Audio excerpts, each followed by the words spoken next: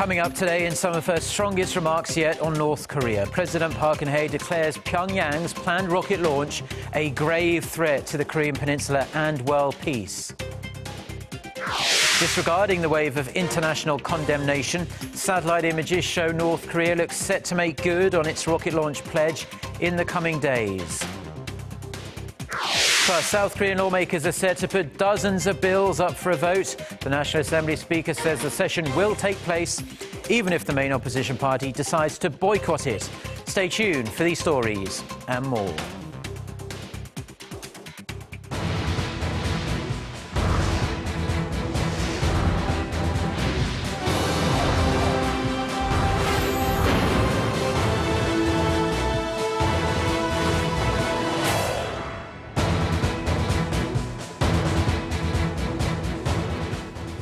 Hello, it's noon on Thursday, the 4th of February. You're tuned in to our midday newscast here on Arirang TV. Thank you for joining us.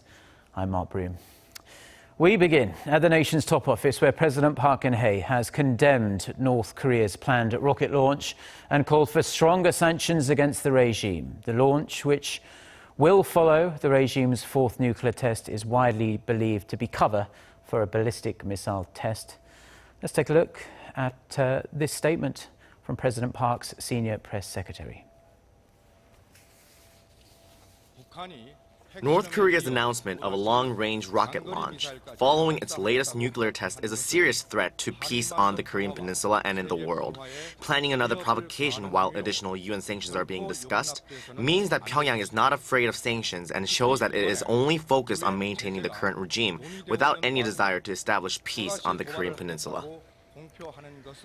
President Park also called for closer cooperation and coordination with the international community for stronger UN sanctions on North Korea, saying it is the only way to convince Pyongyang that it will not be able to survive unless it gives up its nuclear and missile ambitions. Now, it appears North Korea got right down to work after notifying the world it will launch a rocket sometime this month. According to the US-based North Korea monitoring website 38 North, recent satellite imagery suggests new activity at the North's main Sohae launch site, located near its northwestern border with China. We're looking at some of the pictures there. It says there are increased movements of vehicles around the site's horizontal processing building, where rocket stages are assembled. 38 North adds these activities are similar to those spotted in late 2012 before Pyongyang launched its Una-3 rocket. However, the site also said the launch does not seem imminent, as the satellite photos indicate there have been no significant changes at the launch pad since the imagery was last viewed in January. Now, for a more in-depth analysis, we are joined on the line by the managing editor of 38 North, Jenny Town. Jenny, can you talk us through some of the key activities you've spotted at the Sohae satellite launching station that suggests North Korea is definitely planning on making good on its word to launch a rocket in the coming days? Sure. Basically, what we've been looking at, Sohae for a while, and they've been doing major construction over the past few years. But just in the last couple of months, now that the launch pad seems to be ready, they've built new structures there. But there's been an increased activity that's happened around the rail station. We can't see exactly, that there are trains there or anything because they have a new cover over the rail station. But we have seen tracks come in and out from the train station to the horizontal processing building, where basically they would assemble the stages of the rocket that they would then transport down to the launch pad itself. We've been trying to watch the launch pad closely. It's hard to tell, though, because right now they do have an environmental cover that's over the arms of the gantry tower that can conceal what's happening inside, any of the activity that's happening inside. So they may be doing work inside the gantry tower, and there may already be something there. We don't know. But we have seen tracks come in and out from the launch pad. And like I said, the increased activity at the processing building, as well as different vehicles and at the VIP housing, as well as activity at the two new buildings that we believe to be the Aerospace Administration buildings, the NADA buildings, including the clearing of a helicopter pad potentially for VIP guests to land in order to observe the launch. And if you can tell us more about the work done to upgrade the launch pad and the gantry tower, and from this information, are we able to glean any extra information about how big this rocket is going to be? Well, they have been working, like I said, for a couple of years to make the tower taller. So they've added about 3 to 4 new levels. So it's now up to about 55 meters tall. And they've built these new structures that are on the launch pad itself. One is movable on rails, and the other is stationary. And they've built a rail spur that goes all the way to the pad. So potentially they could bring different stages of the rocket in the future to the pad, pull them into these stations, into the checkout station on the pad, and then move them from the pad on the rails to the gantry tower, and then stack them on the tower itself, rather than assembling it in the horizontal building, a horizontal processing building, and then carrying it by truck to the launch pad. So it's hard to say what they might be testing this time, but they definitely have created a system that will accommodate larger rockets in the future. Well, thank you, Jenny. That was Jenny Town, Managing Editor of 38 North, on her website's analysis of the activity at North Korea's main rocket launch site. Now, staying with North Korea, and the regime is continuing to send propaganda leaflets across the inter-Korean border in an apparent response to South Korea's loudspeaker broadcasts. A new batch of leaflets touting the North's 4th nuclear test was found in the south late Wednesday night. Connie Kim reports. Balloons carrying propaganda leaflets from North Korea popped over Gyeonggi-do province late Wednesday night, just below the heavily fortified demilitarized zone separating the two Koreas. Thousands of leaflets were scattered in the area, according to an area resident who heard them burst.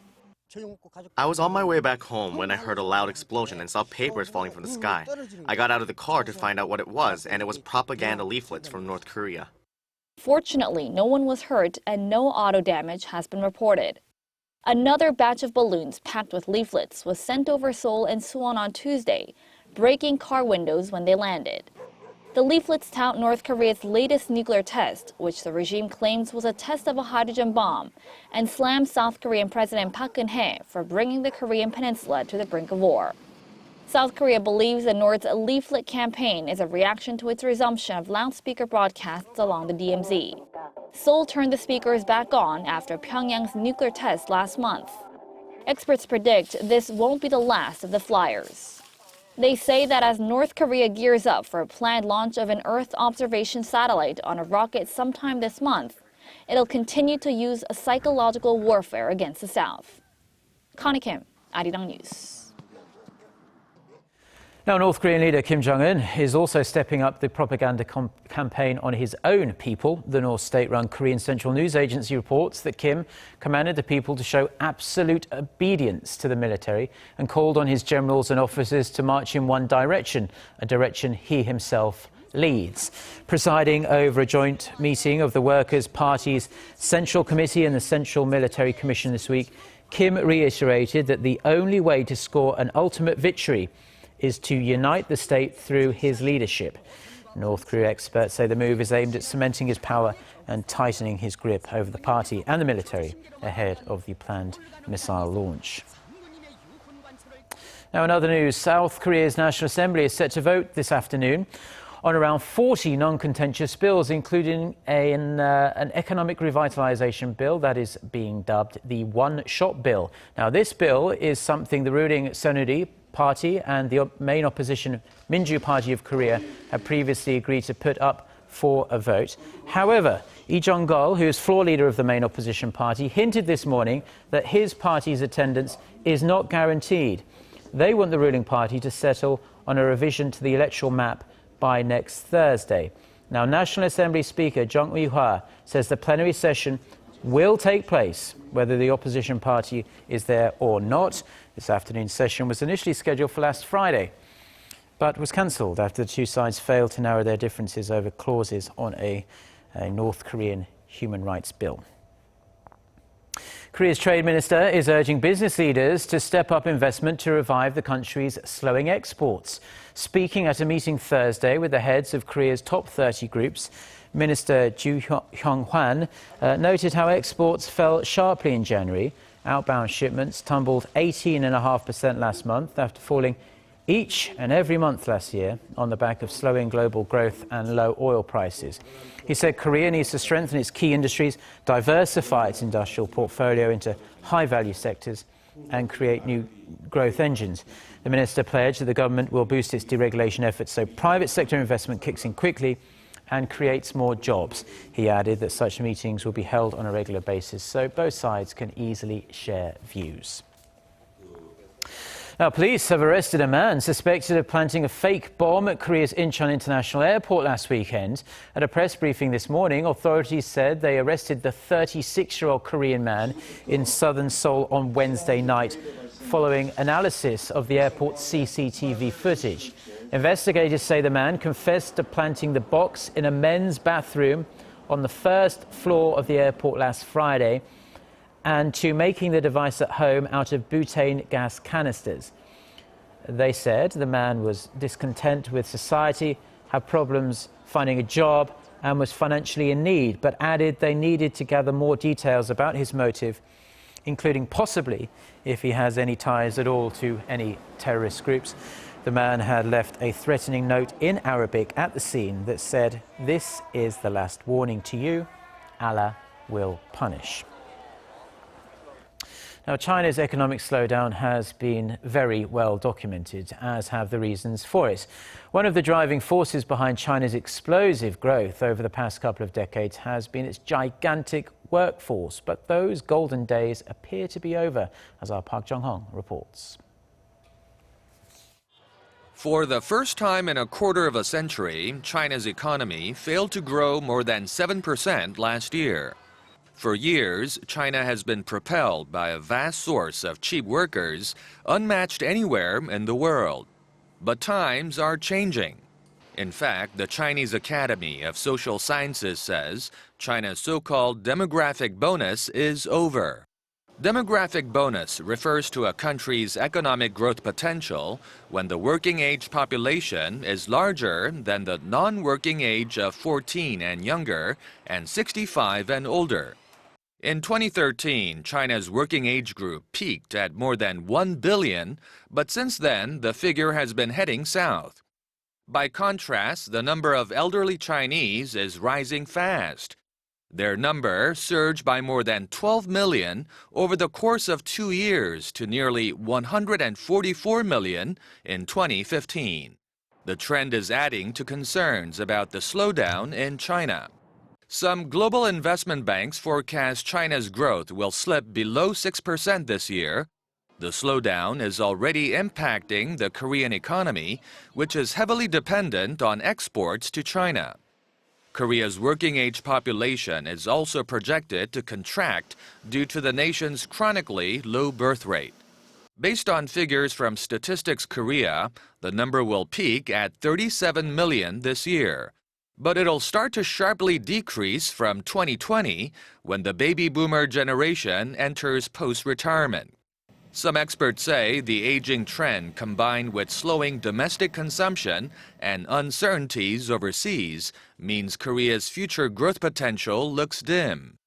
Moody's forecasts Korea's growth rate next year will be around 2.5%, on par with that of the United States and Britain. Park Jong-un, Arirang News.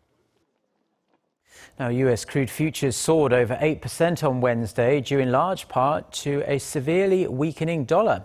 On the New York Mercantile Exchange, West Texas Intermediate for March delivery settled at $32.28 a barrel, up over $2 or 8.03% from the previous day's close.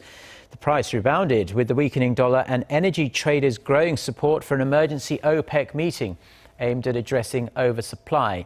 Futures for Brent crude on the international exchange closed at just over $35 a barrel, up more than 7%. Korean automakers are offering discounts and other incentives to local consumers in a bid to recover from weak sales in January. This comes as the government decided to lower the individual consumption tax on cars again after a temporary tax reduction expired in December. The policy, which lowers the tax on auto purchases from 5% to 3.5%, starts immediately and will last through June. In addition to the tax reduction, Hyundai Motor is offering additional discounts of up to $900 on some of its most popular models, including its Grandeur sedan. The tax cut does not apply to foreign brands, but a number of companies have announced their own discount options for Korean customers. Talks aimed at bringing peace to war-ravaged Syria have ended in Geneva after just 3 days. The United Nations insists it's only a temporary pause until February 25th, but watchers say the signs aren't looking that great. The talk suspension comes as fighting rages on in Syria. The Syrian government, backed by wave after wave of Russian airstrikes, scored a major victory on Wednesday. A military source says President Bashar al-Assad's army cut the last supply route linking opposition forces in the northern city of Aleppo to the Turkish border. Russian Foreign Minister Sergei Lavrov said his country's air campaign will not stop until ISIS and extremist rebel groups have been truly defeated. And with that, those are the stories we are following on this Thursday afternoon here in Seoul. We do hope you have a great day. And if you want to check out more of the latest, don't forget to go to our website, arirang.com/news. Goodbye.